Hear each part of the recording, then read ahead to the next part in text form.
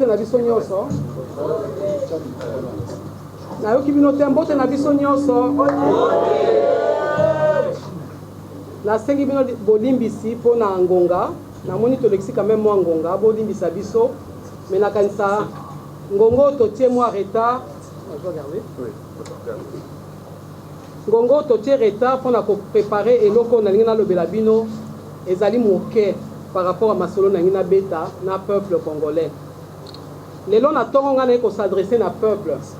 Yango na bomoni na bengisi moto abengami mokonzité na bengisi kaka peuple parce que na ngina solo la na peuple. Parce que to komi na temps ya peuple. Bato ba ibi ko tanga ba signe ya temps, il faut pas sosola que to komi na ngonga ya peuple. Yango na ko s'adresser na congolais qui est le véritable peuple, qui est le véritable souverain. Que tango naye esi eko qui l'heure est avancée peuple congolais. Yango na ko solo na yo.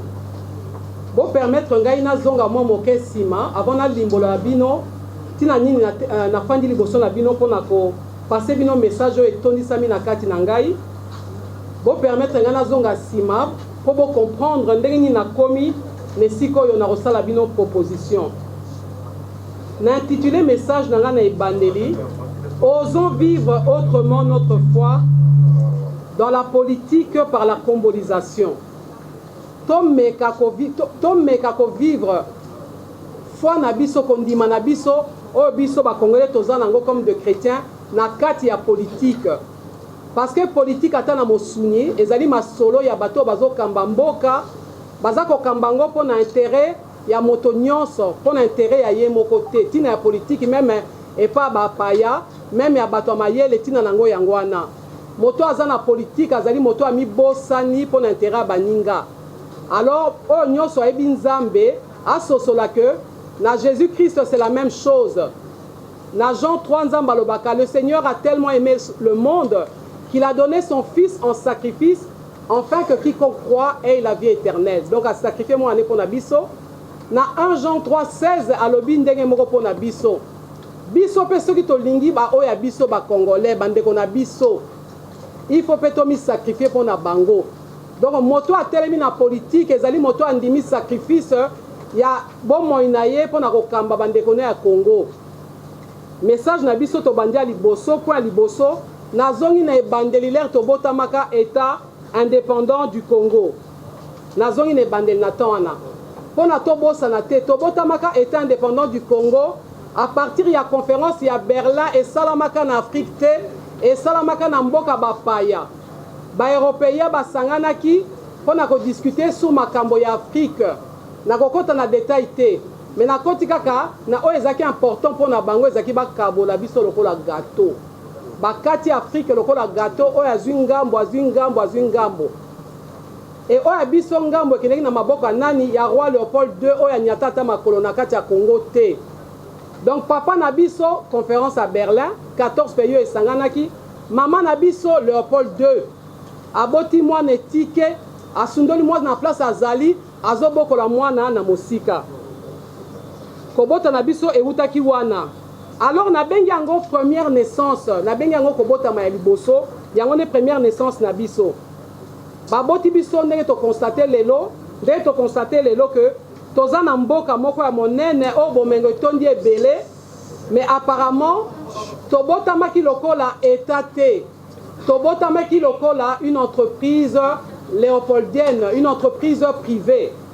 Kombo ya état indépendant du Congo ezali kaka kombo ya surface yango na boko constater na mboka na biso makambo nyonso ezalaka kaka na surface. En réalité tozalaki état te tozalaki une entreprise privée. Mbangu le roi Léopold a cédé biso na Belgique, tokomi colonie ya Belgique. Mboka moko moke kokota 30 fois na kati ya mboka na biso nde ekomi kokamba biso, kokamba bozuna biso, kokamba biso ba congolais na konyonga biso, na koboma biso, na kosala biso nyonso mabe, biso nyonso toyebi na tango totangaka histoire na biso. Donc mboka na biso ekomi colonie ya Belgique.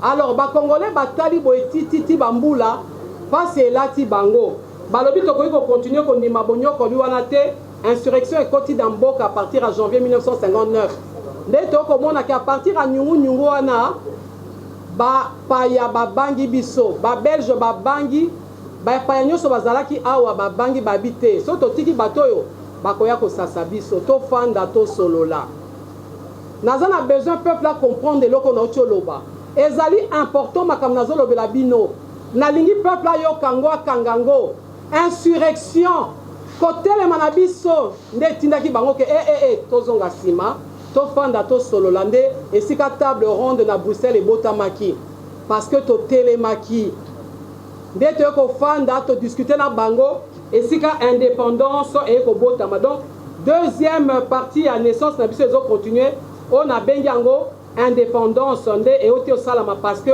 totelemaki yango na peuple congolais il faut kososola ke soki baza konyonga yo tika kolala même nzambe po asala akoleka toujours à travers mutu il faut kotelema donc l'indépendance tokoti deuxième étape na biso nabengi yango la traversée du désert eloko biso tokoki koretenir na colonie c'est que tohérité mboka monene 2 345 900 km².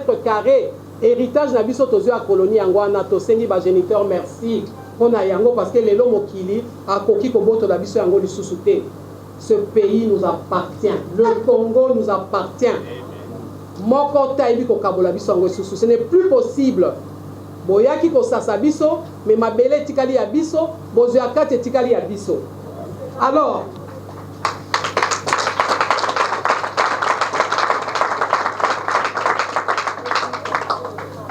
na indépendance wana tomoni mokonzi asika ye oyo azali élu le président Kasavubu, un président modèle biso sotika na souvenir ne ya bonne gouvernance mais to constater que bitumbo biso bakongolais tozaki kowelela po tozwa indépendance na ntango mokonzi asika ye qu'est-ce qui se passe tobandi kobunda entre biso lisusu donc baméchant bazongi su na nsima babandi kokabola biso division ekoti tribalisme bitumba katanga kuna lingi sécession na province orientale kuna bitumba donc baguerre désordre ekoti na kati ya mboka moyen mokonzi ya mboka akamba mboka ndenge esengeli te mais au moins tokangi na temps na ye souvenir oyo toza nango ya président Kasavubu la bonne gouvernance koso na ye na premier ministre Emery Lumumba nde tomoni ke ekaboli bango koyokana eza te tozomona yango lelo toza na premier ministre oyo azali délégué ya mokonzi ya mboka mais respect ezali te et mokonzi ya mboka azo organiser manifestation a préféré apona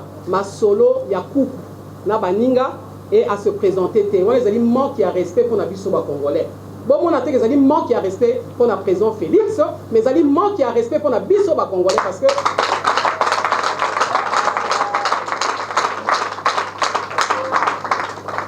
parce que ezali masolo ya kuku te ezali masolo ya mboka peuple bobosana te tozali na mandat ya le peuple.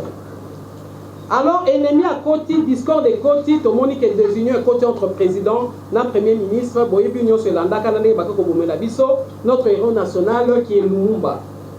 Alors na kati ya distraction wana ndenge na benda bino matoi tomonaki que l'ère coloniale eyaki Europe mutu eyaki kokabola gâteau bazalaki kokonza biso à travers Belgique mais po tozalaki na kati ya discorde po tozalaki na kati ya boyokani te po tozalaki na kati ya tribalisme ndenge toki tobandela sikoyo tomonaki yango venir te un coup d'état s'est préparé un nouveau président arrive amemi na saki na ye nini États-Unis pa koti na masolo ya gâteau bolando na oloba na bino eza important nga na ye na masolo ya surface te na masolo ya modindo États-Unis a koti na lisolo ya kolia gâteau donc tozalaki na Europe 14 pays États-Unis aye na Mobutu puisque ye mutaki koimposer Mobutu donc système à reprendre le dessus alors que tozalaki kosala baélection ya biso mokonzi asika yaki premier ministre asika yaki discorde ya biso bana Congo esali nini ekaboli biso et tosuki wapi mokonzi asika ye avec un coup d'état amemi biso baaméricain babandi kokonza biso mais oyo tokoki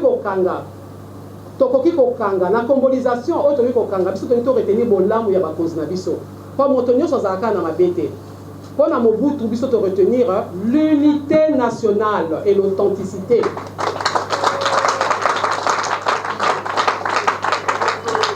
Unité nationale na authenticité wana nde esali lelo ke bato makasi bakoki kokabola biso te nakanisa bino nyonso boyebi programme wana ya balkanisation eza complot international contre biso faut bangai ba kabola biso. Mais na lingo sosola lelo que la parole a une puissance. Parce que biso vision na biso efani na bokonzi ya Jésus-Christ. Bokango na ebisi bino ata na bokoko na biso. La parole a une puissance.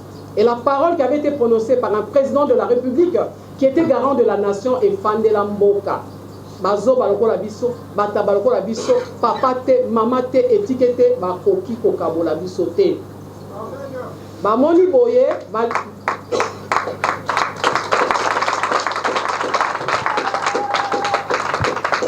bazongi lisusu kaka système wana. Tozanga masola système kaka. Toi système te botaki biso, système te ebandi kokabo la biso lisusu biso tozolota kaka. Baye lisusu, coup d'état mususu. Zé Laurent Désiré Kabila. Afin d'aller dans Zamba Bamboule Belé. Ayebi ba réalité mboka te. Ba utiliser à l'équipe bosso lokola mona mboka. Mais yem tazako bunda bitumba te. A côté on a biso, a memeli biso nani la sous-région. Ba Rwanda, ba Burundi, ba Uganda, ba mboka nyoso na est, ba yeko nyonga biso. Donc to bandi na Europe, partage à gâteau. États-Unis à côté, partage à gâteau. Laurent Désiré à côté na sous-région Sikoy. Partage à gâteau, ils ont continué. Mais Ghana, ils se retrouvé à gâteau. Bana bazo koufa nzala, ils ont compris. Bitume bani na est. Bande on a besoin de koufa. Depuis 1994, bitume ne banda. Mais la reste la distraction et continuer à côté. Mais biso to kangelo romoko, il y a Zé Laurent Désiré Kabila. Quand on bito to kangaka ba souvenir à bien. Il y a le bi ne jamais trahir le Congo. To bete ni maboko.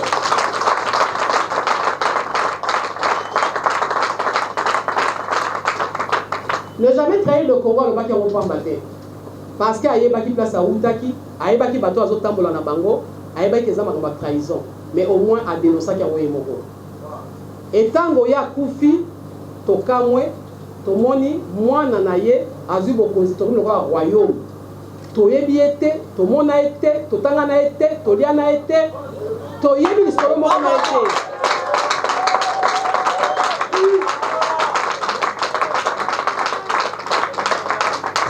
Mandela.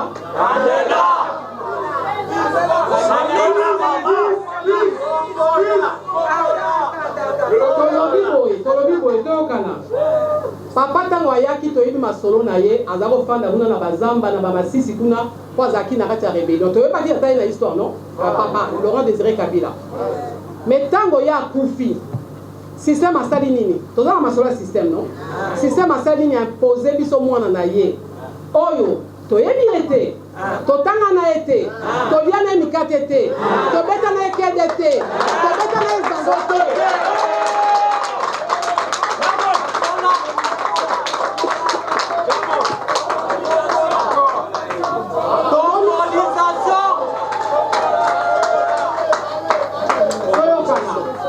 toyokana tomoni mokonzi asika ye ngai no lokwa bataba tofandi nie tokoma pe kobeta maboko 18 ans de règne mais tofandaki nini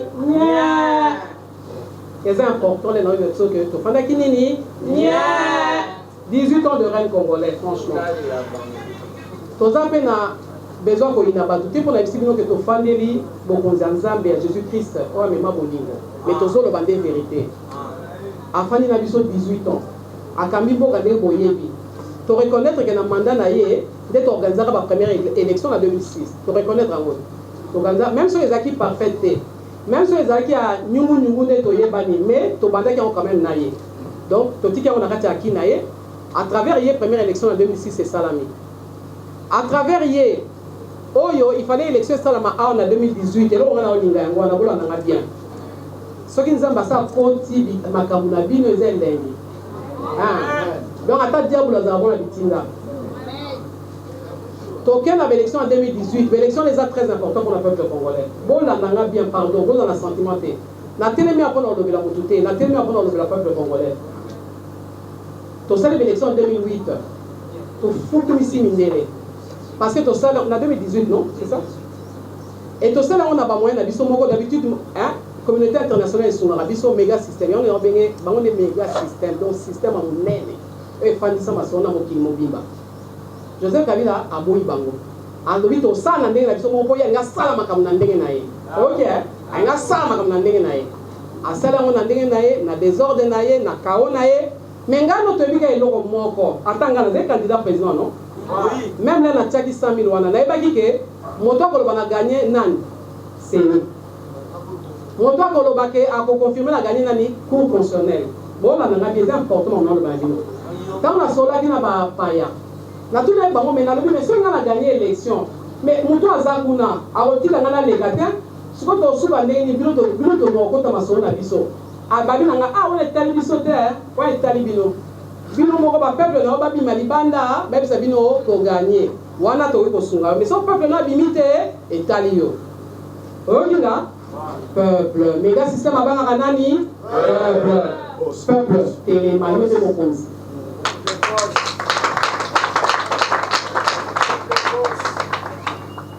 Donc bref, ce qu'on te dit, d'abord comme Joseph Kabila, il y a un sac na ya tika simate, a même dit sonini Chine na Russie. Donc nous sommes là sabino que jusque là nous sommes pour tous arrêter. Toi on arrête à traverser le désert de Tiban Israël et même l'Égypte. Tu imagines l'Égypte en indépendance. Mais tu continues traverser, baninga basala 40 ans, tu as 60 ans, tu es en roulé. Quand on se sola, tu es en aïe quand on se sola. Tu as 60 ans au lieu de 40 ans, baninga c'est 40 ans. Ma sola bi des arts. Là, nous avons il y a en tant que nouvelle naissance, nous avons ma solo. Nous avons ce qui est né de la chair et chair, ce qui est né de l'esprit et d'esprit. Et on a un mata. Nous avons pour voir Sika. Pour les souter Batiba pour les langues. Pour les souter Batiba comme ma biso, richesse et l'équipe sont ma casse.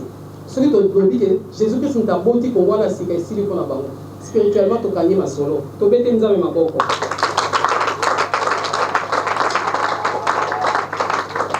Combolisation est trouvée origine dans la Congo. Congo de tout le monde.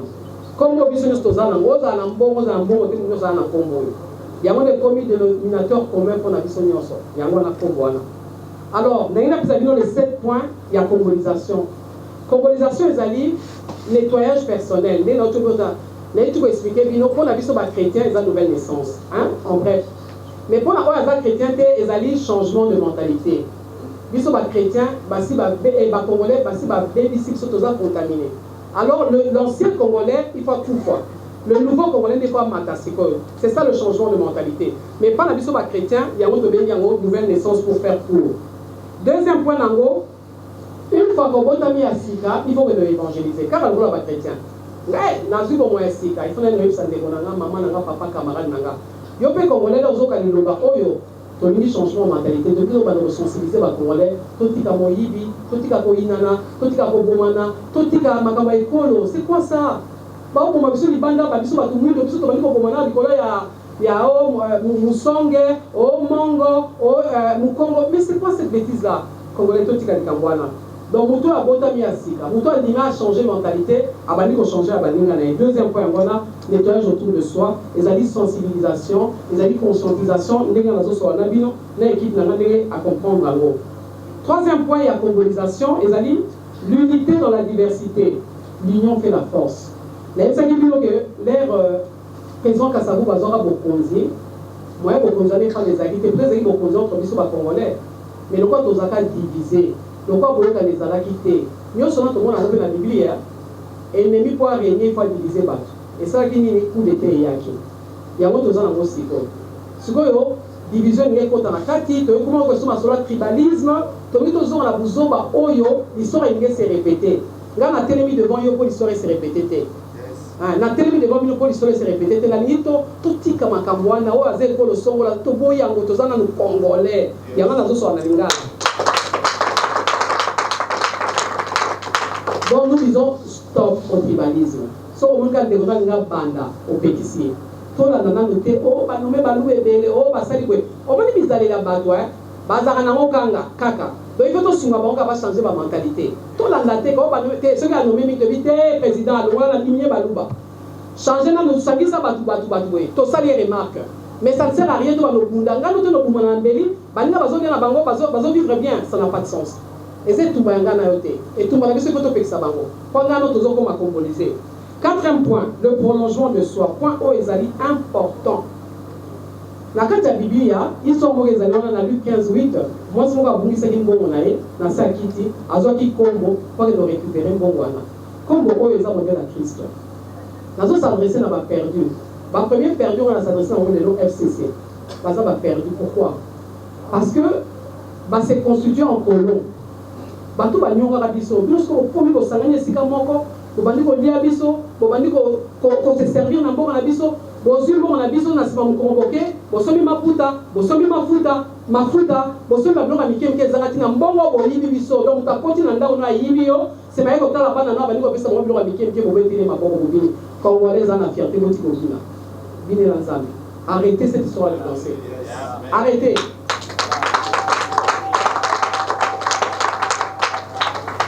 Prolongement de soi et à Combo, modèle à Christ, que nous récupérer par moi. Ngai n'a pas la volonté. Naïbi Kabila n'a pas souhaité. N'a mon jamais la vie. N'a pas un problème personnel n'a été. Mais n'a pas levé la bâtiment soit FCC. Peut-être que vous avez un besoin d'envoyer dans notre éviter. Peut-être. Il y a un exemple que n'a un message à Bitoubaté. Il y a un message à Rotia Moutumbélité. Mais n'a pas eu ça par moi. Au moins, il y a une alternance pacifique. Ma comme nous, c'est Sali, qui t'en quoi. Yo Zali. Comment dire, artisan et Likambouana. Au salaire qui a un intérêt dans le monde. Mais quand on est le président Kabila, arrête. Parce que biso, to soukisiote, méga système est souk ça. Alors mieux vaut au souk en abiso, pour biso to za bateau to numéro Nzambe, to za bateau to ko lingi ça opé. C'est ça ko aider. Biso toza na ba charte, toza na arme te pour retirer son bango. Mais les sanga na biso ozala ensemble et quoi ça bango. Parce que depuis la fois que les banda bakini. Donc na prière et les kaka na juin, les équipes prière et il temps il y a repentance. Mais l'heure est déjà avancée. Toi vous allez avoir sauté. Mais moi temps mikolo oyo, ba toi FCC bazo kangai. O bazo ko na zoloba, mieux vaut pas se préparer pour qu'il y ait une réconciliation nationale. O ba comprendre ngo ba c'est la peuple bolibis. Banyongi biso, bayibi biso, on a tellement condamné par voter. Nazan Zambete. Nzamba lobi à moi la vengeance, à moi la révolution. Nga Marie-Josée Fokou, na vision de sa mobilisation, na téléméli bangote, pour Nazan Zambete. Na série na bango kaka que l'heure est avancée. Ba téléma, na katia vision la biso yo, toza na vision tozo senga na 4 points na biso la réconciliation nationale. Donc ba senga bolibisi. Bongo bayiba. Tu as vu combien de gens tu as vu juger, tu vas me soulever parce que bambana, tu vas me soulever parce que kala. Donc bis to condamné ba voter, mais la programme on toza nango, moi qu'est-ce que vous zala, là ba raison ça va bon na ba moko, ko esunga ba ndeko na biso bazo nyo koma.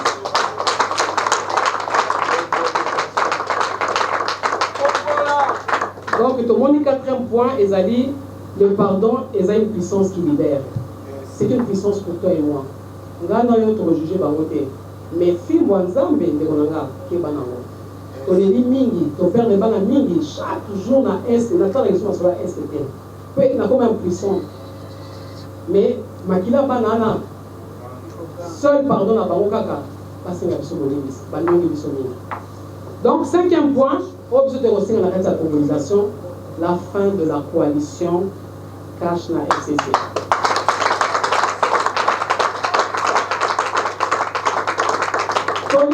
Libala on a été. Libala les autres on a bana.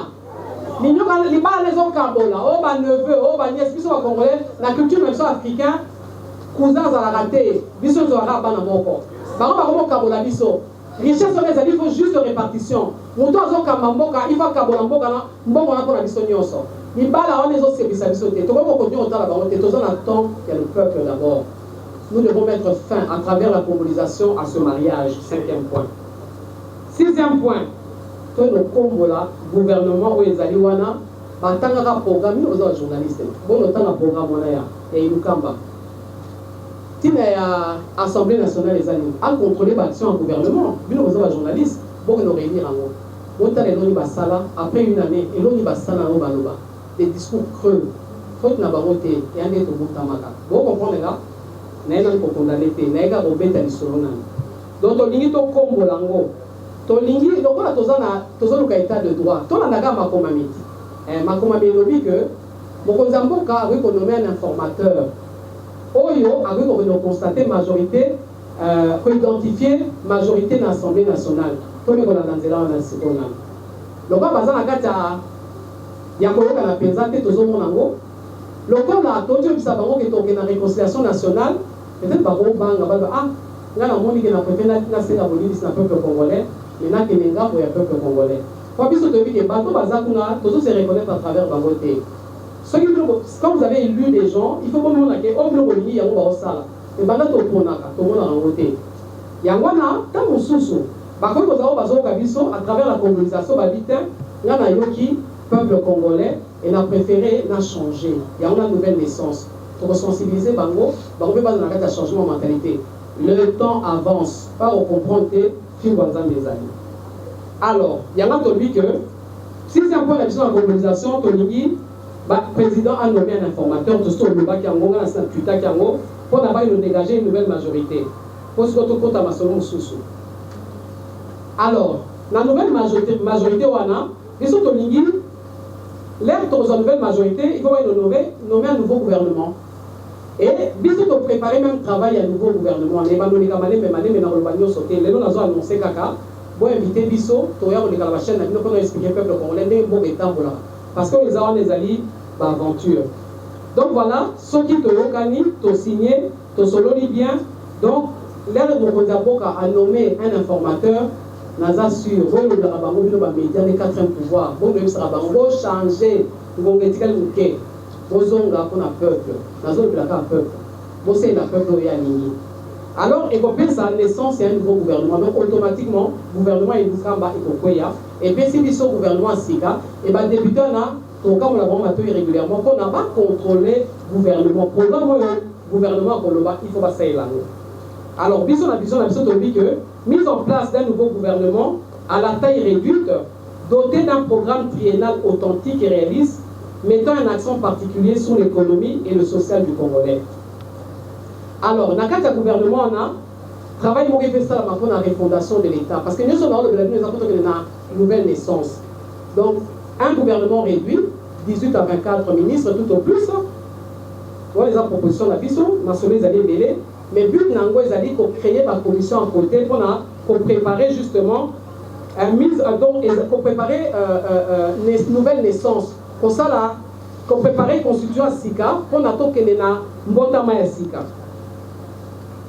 Alors, dans le programme il y a la commission là, on les a à titre d'exemple, qui réconciliation nationale, qui justice, sécurité, économie, diplomatie, culture, éducation et environnement.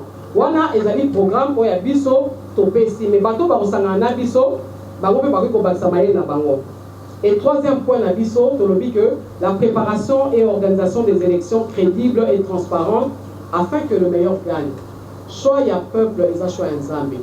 Donc ballon en 2023 et kozala sous un pouvoir l'égalité mais un pouvoir aussi légitime.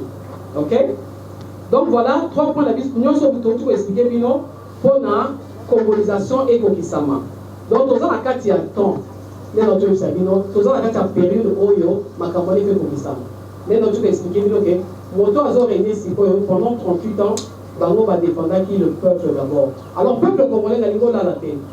N'a pas fait distraiter. N'a pas la tête. N'a pas comprendre le déclarateur n'a pas peuple et coquille.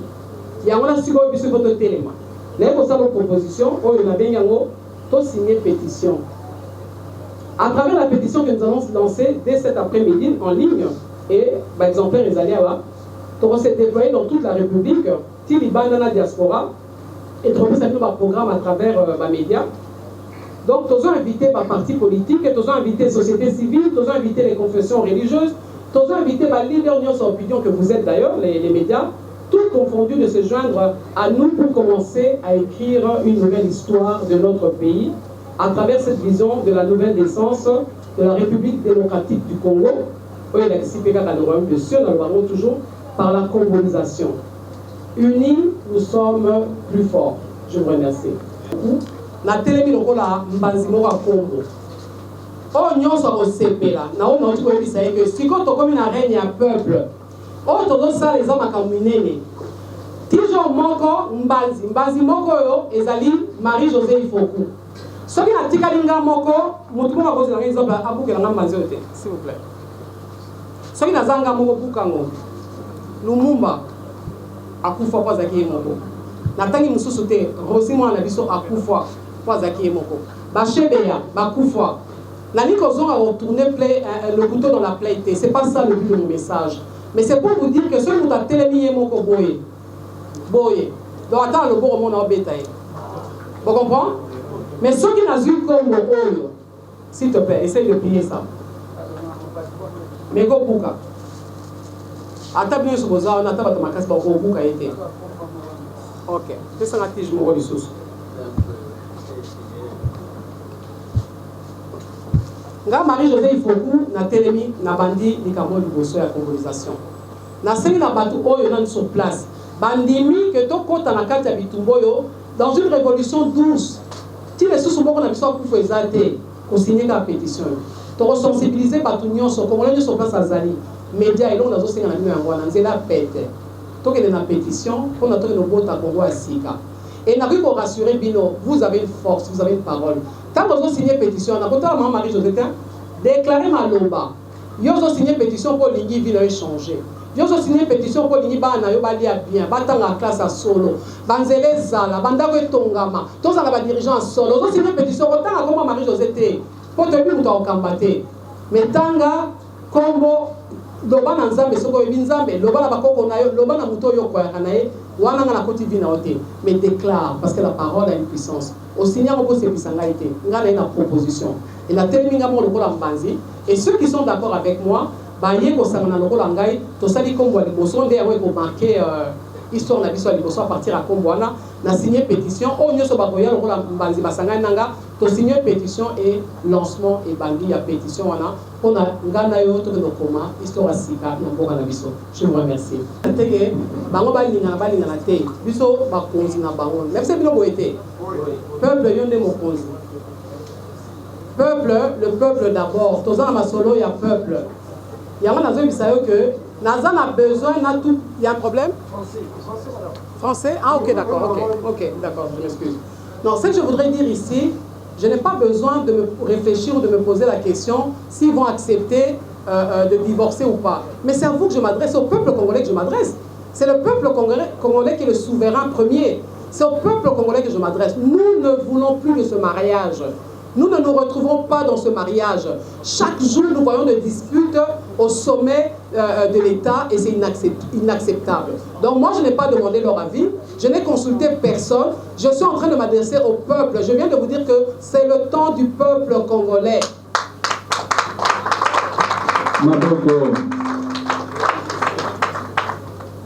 C'était quoi la deuxième question? Si vous voulez savoir si je rejoins Cash, on n'est pas dans cette histoire-là. On est dans l'histoire où je vous ai parlé de système. C'est le système peuple qui doit se lever. Moi, je suis du côté du peuple. Je suis avec le peuple. Je suis le peuple aussi. Donc, je ne suis pas dans un mariage maintenant. Il y a encore à entrer dans un camp ou dans un autre. Nous sommes avec le peuple. Nous voulons ce que le peuple voudra. C'est votre pouvoir. Ne me ramenez pas ces questions-là. Si je vais aller chez Cash, si je vais aller chez FCC, ni l'un ni l'autre, nous allons tout simplement vouloir retenir le choix du peuple. Et c'est ce que le président fera, parce que c'est ce que nous allons lui demander. Nous avons attendu 2 ans. Nous avons accordé le bénéfice du doute à ce mariage-là. Quand 2 personnes ont décidé de se marier, nous devons d'abord observer. On ne peut pas se lever directement, commencer à les attaquer. Mais en les observant, en regardant comment ils sont en train de fonctionner, nous ne retrouvons pas notre intérêt. Et cette période de confinement nous a beaucoup aidés. Le temps de confinement nous a ramenés en nous-mêmes, où nous avons eu le temps de lire, nous avons eu le temps de constater ce qui est en train de se passer, de dire non, on ne peut pas continuer à se taire, nous devons sortir et parler au peuple congolais, c'est ce que je suis en train de faire. Donc ce temps-là est un temps d'observation. Ce temps-là, c'est un temps d'analyse, c'est un temps de bilan, et on ne peut pas se taire, c'est la raison pour laquelle je sors, oui, 2 ans plus tard, mais c'était le temps pour pouvoir sortir. La dissolution du Parlement. Nous nous sommes dit que si nous allons vers la dissolution du Parlement, ça risque de prendre le temps, parce que dans la Constitution, il faut consulter le président du Sénat, il faut consulter ceux que vous voulez dissoudre, donc l'Assemblée nationale elle-même, ça n'a pas de sens. Donc on préfère tout simplement que le président nomme un informateur, c'est légal aussi, ça nous facilite la tâche, et nous allons constater tout simplement, nous allons identifier une nouvelle majorité. Et je peux vous rassurer que grâce au peuple congolais, la pression que vous allez exercer, ces gens-là vont se ranger d'un côté pour nous aider à pouvoir travailler, avoir un nouveau gouvernement et aller à de véritables élections pour la renaissance de la RDC. lingala, parce que le but c'est m'adresser au peuple. Je reste en français, et en lingala après. Ok, d'accord. Oui, vous avez parfaitement raison, mais si vous avez suivi tout à l'heure mon exposé, je n'ai touché que le volet politique, parce que je pense que vous l'avez constaté vous-même. Je vous ai expliqué, nous ne sommes pas nés un État. C'est dans un État qu'on peut avoir un programme de développement. Mais ceux qui nous avaient donné l'indépendance avaient gardé l'économie dans leur poche. Mais comme les Congolais de l'époque étaient en train d'envier les colons qui étaient là, ils se sont réjouis très vite et ils ont préféré le pouvoir qui va avec la politique et ils ont oublié l'économie, alors que l'économie, on ne peut pas la séparer de la politique. Raison pour laquelle je n'ai pas besoin d'aller consulter, les faits sont là. Nous le savons très bien que l'économie du Congolais n'est pas entre nos mains. Nous n'avons pas d'industrie, nous n'avons pas un programme réel qui peut nous permettre de prendre un envol pour la simple et bonne raison, comme je viens de vous le dire, nous ne sommes pas un État. Nous sommes une entreprise privée, une entreprise qui vient de l'entreprise léopoldienne et qui se perpétue jusqu'aujourd'hui. Raison pour laquelle on ne pourra jamais parler d'une véritable économie ou d'un programme économique. C'est impossible parce que nous ne sommes pas dans un État tout simplement. Donc jusqu'aujourd'hui, nous sommes toujours dans cette entreprise léopoldienne qui a changé de couleur tout simplement, mais le fond reste pareil et nous ne pourrons pas parler d'économie tant que nous n'irons pas vers la naissance d'un véritable État, là où nous pourrons appliquer maintenant les programmes de développement, des programmes économiques qui pourront nous emmener dans un véritable développement. Ce qui est au Malamo, on a qu'à consulter Baningate, on a qu'à consulter au peuple. Nous allons s'adresser au peuple congolais. Nous allons éviter ma solo et partage à gâteau. Tout le monde a un on a comprendre le message, on a négligé mon tout. Parce que au moins, les gens qui vont faire des discussions, on a dit qu'on a habité. Message est mardi, n'attend confinement, la première mingi. Nous allons s'adresser au peuple congolais de Bosso. Et le peuple congolais à comprendre. Ce message lui est adressé d'abord. Dans les partis politiques, au Balandingaï, dans les sociétés civiles, dans les confessions religieuses, nous sont confondus. Basanga na biso tokende liboso soki ba moni ke loko tolobi ezali na kilo, ils vont le faire. Mais moi je me suis adressé d'abord au peuple congolais qui est le véritable souverain. Yenda za mokonzi toza na tonaye ya on azo s'adresser au peuple congolais. Merci. Stratégie opérationnelle na biso ezali ka la sensibilisation na conscientisation. Pour toi comprendre na lobby à côté Tumba parce que c'est Tumba Marie-Josée Moroté. Et Tumba ya peuple. Et puis na ici bino que toza na ton na biso. Donc la stratégie, nous allons sensibiliser tous les canabas médias, pour permettre à tous les canabas espace, pour sur un peuple. Et tous on a besoin de médias parce que nous pour toucher le peuple. Tous les canabas zandu, tout le temps partout, au moment où nous avons annoncé qu'à travers les médias, bisouana. Bato apote aux la facile pour tout bango et dans les médias, mais nous sommes les langues modernes, beaucoup qui ne pas les médias. Mais au bazar dans les médias, toute la République. Tous on toucher, nous sommes comprendre bisou, nous sommes la batouable. Là, la bande de nous nous avons battu Totindi. Donc, c'est la biso, chaque jour. La chaîne est pour accompagner biso, na kati etumbo, il espace à 10 minutes pour voir nos sarabino, beaucoup de combien de signatures. Le fils que chaque jour, maman, combien de signatures Totindi Bino? Les lots 1000, les lots 100 000, combien 1 million, Totindi le plus possible. Donc, tous on a besoin d'un bino pour accompagner biso, ceux qui vont croire dans le cambo, tout le banabino. On a les bosses, tout le banabino. Il y a mis ballot, Marie-Josée Ozawa, nous a côté Nini. Je pense que depuis les pandémies, ceux qui sont dans la campagne, nous avons aussi un opposition. Ceux qui se rappelé. Nous avons tous un bon corps. Parce que si nous avons un bon corps, nous avons en face de la vie. Nous avons un système le plus pété, FCC. Nous pouvons essayer dans le niveau. Et il y a solo. Nous avons le plus pété. Nous pouvons essayer dans nous. Nous avons essayer de avancer. Mais on a retenir, ce n'est pas une histoire de Marie-Josée. C'est vrai qu'il y a une vision.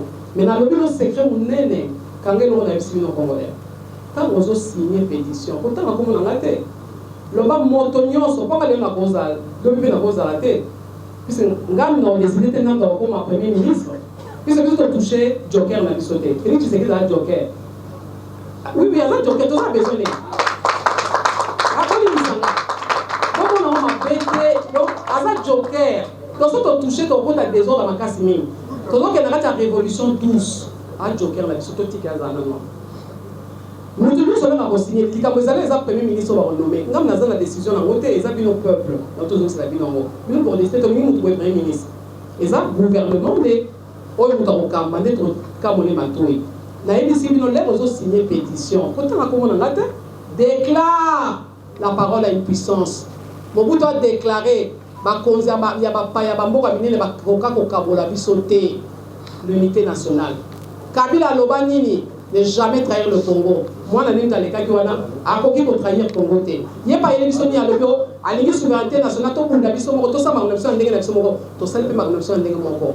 Nzambe na bolingo na distraire bango kuna na ba Covid to si sa ma biso moko. Donc signer yo moko na Nzambe na yo, signer na biteko na yo, signer na biloko na yo. Ko signer na kuma mo zo te vérité. Oh basambela ba comprendre non lo ba biso to l'existe 20 ans mais koki. Amemeli biso Russie, amemeli biso Chine. Donc dès to fandi awa, ngalo to kamba mboka te botiko lota.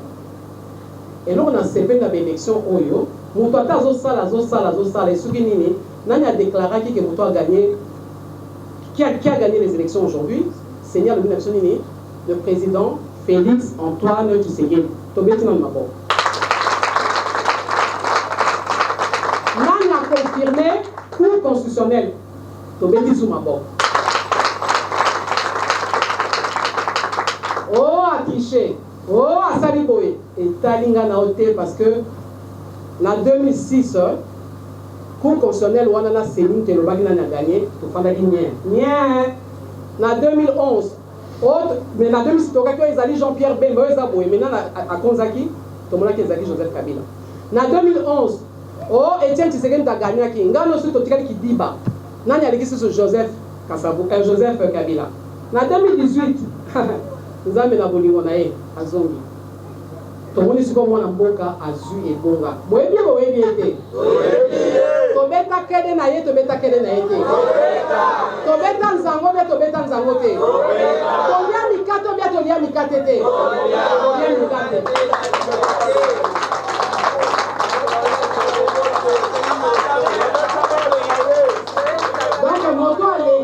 Moto aleki ngana yo to ebiye. Naza bezo bolandanga neko sala dialéliste te loin de là.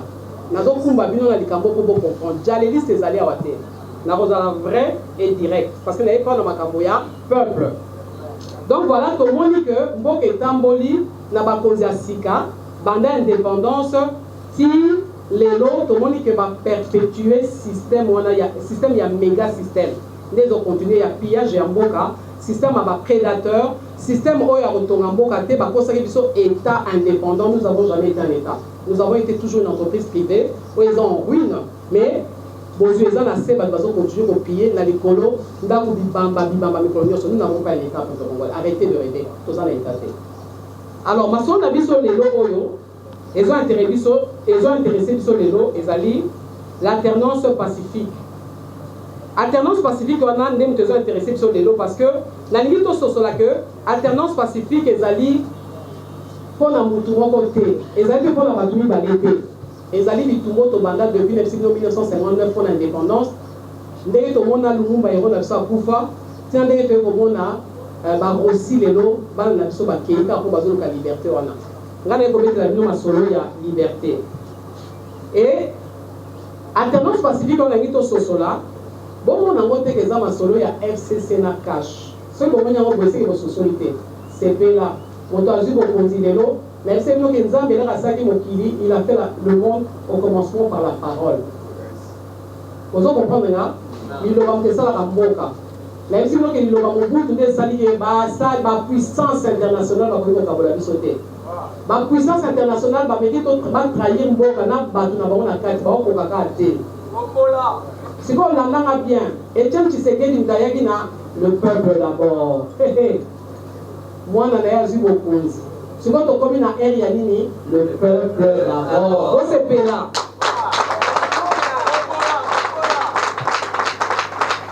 Alternance pacifique, vous allez victoire pour les nyonso. Vous avez évité à bien. Alternance pacifique et Salini. Étiez à genoux le méga système. Nous avons besoin de ce la likambo. Bon, on a la sécurité. Bon, on a ya biloko ya te. Ya nzala te. Toza na kati ya état d'esprit to bota maka nango. Ko to bima na kati. Bon, on a la jeu. Et on a le communauté. Le fait que Joseph Kabila andima qui quand même azonga si na pression nyo swazaki nango. Pas ko peut ko s'entêter. Mobutu a s'entêter na ton naé. Alors qu'à l'époque là nous se rappelle na vacances awa, basi ba solo la kana Etienne Tshisekedi na poto.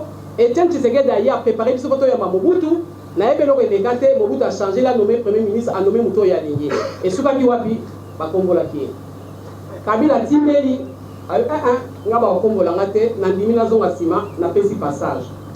Brèche na biso yangwana. Et alternance pacifique et Foukumisi méga système. Si vous comprenez, nga na comprendre. Biso to comprendre. Et Foukumisi yango. Donc, on va perdre le contrôle. On va obligé à continuer la mission de la Conzi. On va prendre la Conzi Afrique, mais on va connecter la télénie. Mais tout ça, on va voir. On va gagner la candidat, on va s'inviter. Comme on s'inviter, Zambé, Alexis, Jacob. Alors, on a compris qu'il y a une notion de émettre à genoux le méga système et confronter ce qu'on dit, le méga système, n'a pas toi, donc Europe de l'Est, Chine. Quand tu sois bitumba, donc tu as fait le roi Bantara. Tu as fait que bato likolo ba okunda siko ba obanga ne bazaliwa. Pour biso nde tozana bomengo peuple congolais, il faut te dire c'est notre tour, c'est notre propre gâteau. Et nous avons le droit. Alternance pacifique. Et comme il faut confronter Sikoyo, deux puissances dans l'Ibanda. Donc, deuxième chose, Yangoano. Troisième chose, alternance pacifique et déstabiliser sous-région. Rwanda. Oluka Minembwe, Ozongo Te.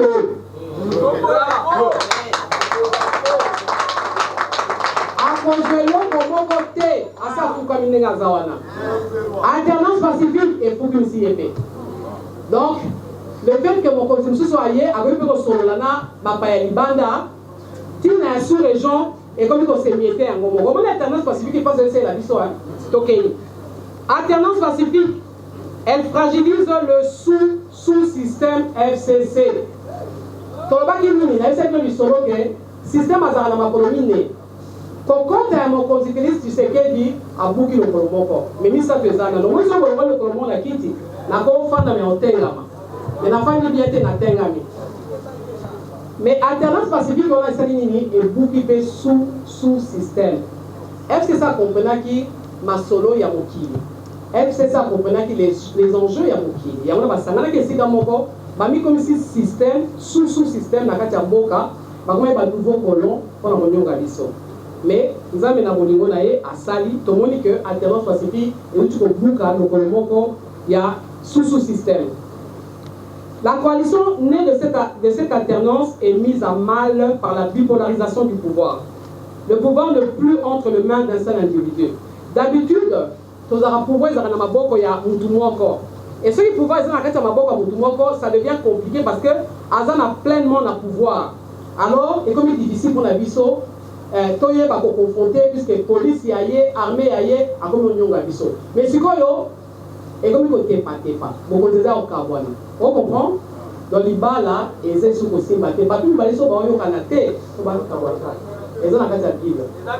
Pourquoi tu as mon décision à mon côté? Pourquoi on nous donne les nyos? Mais puis, on peut rentrer dans la Canada, puisque tu as un mandat à la ligne, ou un peuple, le peuple d'abord.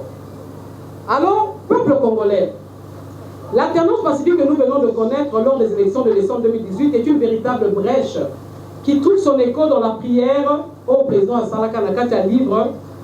Il y a deux chroniques 7-14, le 23 juin 2019. Koni Bisangai avec ses appareils, sont plus que dans aussi micro. Quelqu'un peut m'aider au Kitselanga à Wandambo? Bon, ça va? Ok. Oyo, Mokonzambo Salaka le 23 juin 2019. N'a pas de mêler avec légèreté. Mais bon, la vie sur le temps, on a un zambé. Les ciel et pour moi, on a pour bonjour. Et ça, prière, moi, et Salamaka, Badbon, la date, mais Gana Yo, son mot contre la date secret, mais son nom, et qui joue à tout ça, liberté. Et si mon peuple, sur qui est invoqué mon nom, s'humilie, prie et cherche ma face, et s'il se détourne de ses mauvaises voies, je l'exaucerai des cieux, je lui pardonnerai son péché et je guérirai son pays.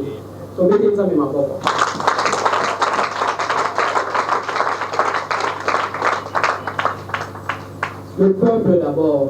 On a une défense de la vie dans la vie, l'institution peuple. Et ça, il y a un peuple. Il y a un véritable souverain. Dans le mandat Oyo a trouvé pleinement place naïe. Jusque-là, Bissonayo, tout le monde a place naïe. C'est quoi Bissone Bakonzi, tu as pouvoir de te déléguer en gros et pas un bateau de te poni. Mais tu trouves qu'il y a une place dans la sauté. Pendant 38 ans, il est sa boulie Bitouba, lié à Azaro toujours le peuple d'abord.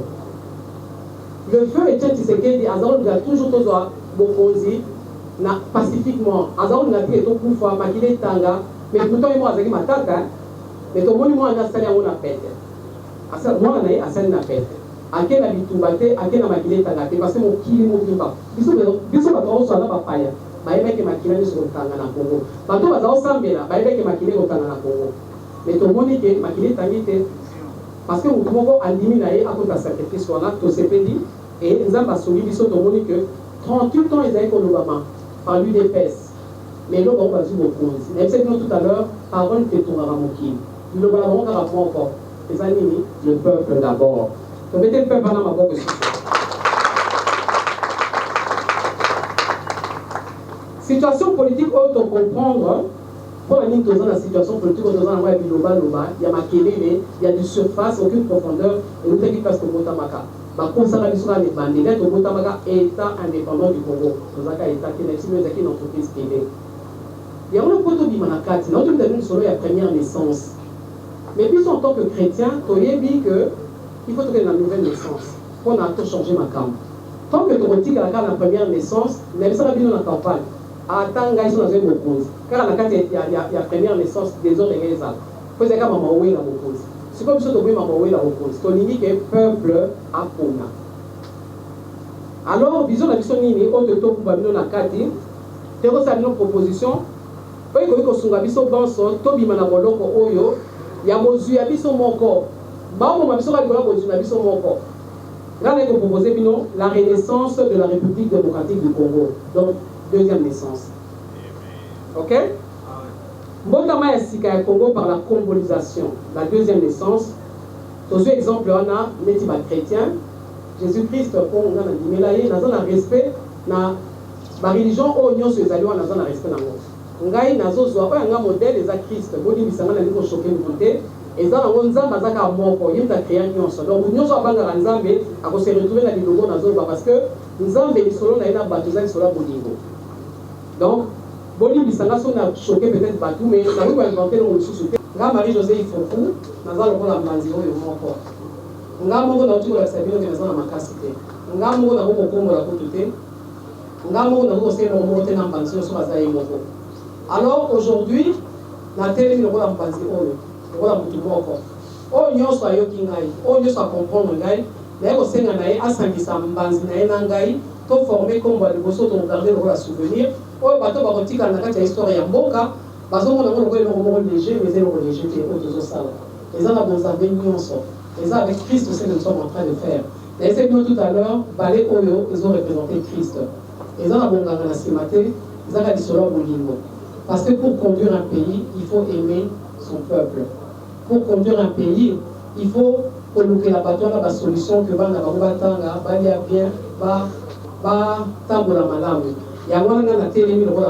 ceux qui sont d'accord avec moi pour aujourd'hui, ils avaient un signal fort. Nous avons donné un bansinaïe au Sangisi, au Kani, et nous allons garder ça, ça restera dans l'histoire de notre pays. Merci. Le ballet, pour constituer le ballet. Tosangisi Kombo, ceux qui ont voulu voir dans Mbazino ya Kombo, Tosangisi na ya Madame, et constituer Kombo pour que ensemble de comboliser ma anti-valeur, nous se faisons la honte en mon cas, le gouvernement. Tout celui qui peut. Merci.